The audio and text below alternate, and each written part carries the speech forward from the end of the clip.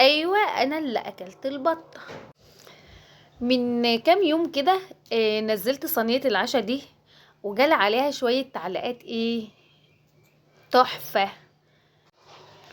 بصوا بقى، شويه تعليقات جاتلي والله العظيم، خصوصا بقى من الناس اللي من الصعيد. صينيه عشاء العروسه بتبقى من اختيارك انت، والله لو انت عايزه انا احط لك فيها جوز حمام، حمامتين وفرخه وكفته، او جوز حمام، او لو قلت لي اعملي فرخه وشويه مكرونه هعمل. اطبخي يا شيف، كلف يا مزاجه، على قد لحافك مد رجليك.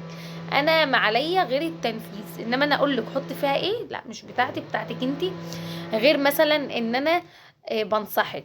يعني مثلا ممكن واحده تعمل صينيه عشاء ب 3000 وحاطه فيها حاجات كتير مش لايقه مع بعضها، فانا هنا بقى بديلك المعلومه، او اقول لك لا، طب ما نبدل دي ونحط دي بس. مش ممكن الكلمتين اللي انت بتقولهم وبتكتبهم في تعليق زي ده عينات، هو فين العشاء، ده اهل العروسه بيجيبوا، ممكن مثلا العريس يشوفه ويحصل مشكله. طب ليه ما نسكت وخلاص. هو انتوا بجد ولا كرتون؟ عايزه بقى تعملي صينيه ليكي وصينيه لحماتك عادي، ما فيش مشكله.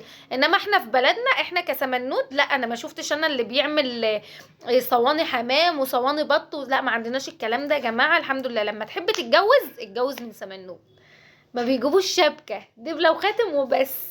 عندنا كل حاجه سهله والدنيا تمام. عايز تحط بط حط، عايز تحط ديك روم حط، عايز تحط خروف حط. كل واحد ومقدرته، وكل واحد على قد امكانياته، محدش لا يكلف الله نفسا الا وسعها.